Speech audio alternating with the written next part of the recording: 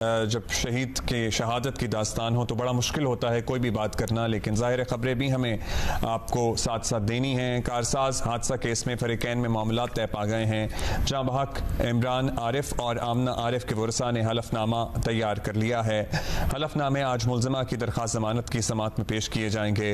वरसा की जानिब से मुलजमा की दरख्वास्त जमानत पर एक ऑब्जेक्शन सर्टिफिकेट जमा कराया जाएगा और नो ऑब्जेक्शन NOC जिसे कहते हैं। हमारे कॉरेस्पॉन्डेंट हमारे साथ हैं अली इमरान, उनके पास ज़्यादा डिटेल्स हैं। अली इमरान और साथ ही अमीन अनवर हमारे कॉरेस्पॉन्डेंट भी हमारे साथ हैं।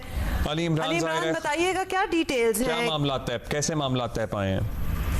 ये तकरीबन अब्दुल्ला और हुमा तकरीबन 5 दिन पहले फैमिली डिसीजन लिया था और इसकी जो है वो खबर आ गई थी, लेकिन क्योंकि अदालती मामलात हैं और दीगर इंट्रिकेसीज हैं, लिहाजा उसको होल्ड किया गया था जब तक कि वो मटेरियलाइज ना हो जाए on paper in the court, तो जब तक हम ये खबर ब्रेक ना करें। लेकिन 5 दिन पहले फैमिली ने ये डिसीजन लिया था और खुसूसन इमरान आरिफ उनकी तरफ से ये डिसीजन लिया गया था कि इस केस में वो जो फैमिली के मुताबिक लीगल जो एक्सपेंसेस हैं और जो दीगर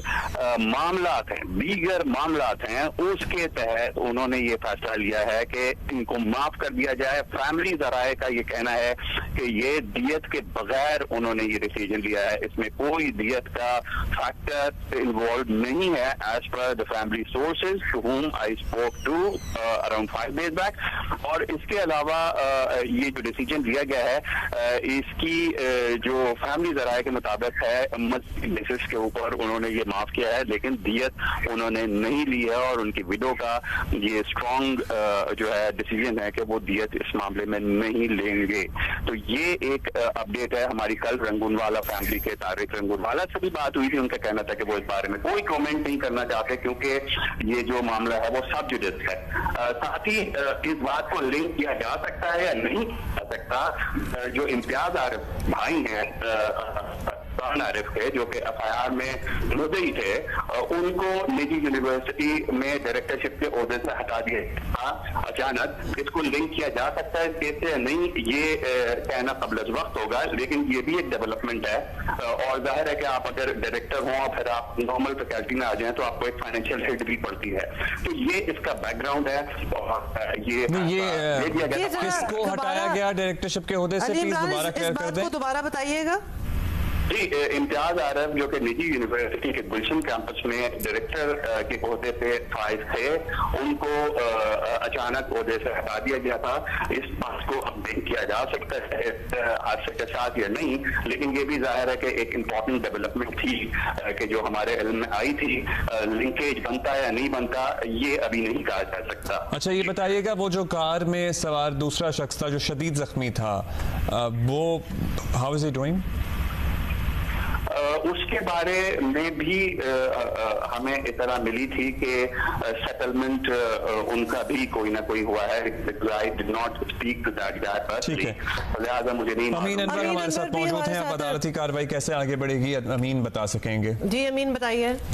जी बिल्कुल, आज कारसाज हादसा केस में मुलजमा की आज दरख्वास्त जमानत की समाअत है और उसके साथ ही 3 नो ऑब्जेक्शन सर्टिफिकेट के एफिडेविट जो है हमारे सामने आए हैं, जिसमें एक जाम बहक होने वाले की अहलिया और एक बेटा और बेटी उसामा और उमैमा की जानिब से जो है वो तैयार कराया गया, जिसमें उनके बाकायदा शनाख्ती कार्ड नंबर और उनके दस्तखत भी मौजूद है, जिसमें उन्होंने कहा है कि उन्होंने अल्लाह के नाम पे इसमें जो मुलव्विस मुलजमा है उसे माफ किया है और अगर मुलजमा को अदालत जमानत देती है तो उस पर उन्हें कोई एतराज नहीं है। और ये जो नो ऑब्जेक्शन सर्टिफिकेट है ये उन्होंने बगैर किसी दबाव के जो है वो दिया है।